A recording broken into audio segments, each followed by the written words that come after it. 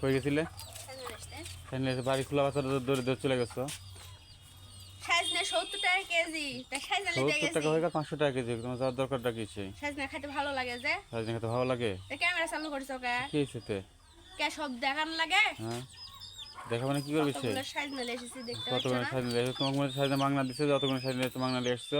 দুইটা ফ্রি দিছে। দুইটা ফ্রি দিছে? হয়। ওই দুইটা ফ্রি লেবে দৌড়ে চলে গেছো? হয়, তো কি করব? হ্যাঁ ফ্রি দিলে যাব না? হ্যাঁ, এই হ্যাঁ। দুইটা ফ্রি দিছে। হুম।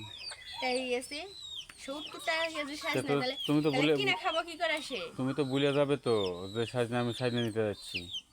বুলা যা লাগবে কে? তো ভুলে বাড়ি যাবে না? যাচ্ছো না? হ্যাঁ, বাড়ি থাকলে হবে? তুমি গেট খুলে ফেলে চলে গেছো, আমি ঘরের মধ্যে না? আর ঘরের মধ্যে আছে আর ইয়ে আবার আছো, বলা নাই করা নাই, ছাওয়াল চলে গেছে একা একা। তুই তো গেছাই তো আমার সাথে। মায়ের বসলে?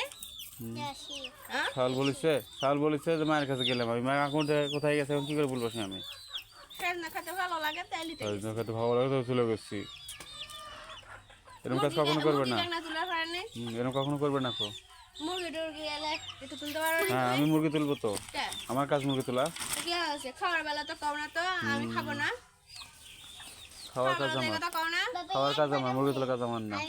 খাওয়ার বেলা তো আগে আগে দৌড়াবে নি। হ্যাঁ, আমি একবার বুঝতে পারতে আমি মায়ের কাছে গেলাম। দুইটা সাজনা দিছে বলে আমি গেছি ফিরে। দুইটা সাজনা ফ্রি দিছে, দৌড়ে চলে গেছে। হ্যাঁ, তা কি করবো?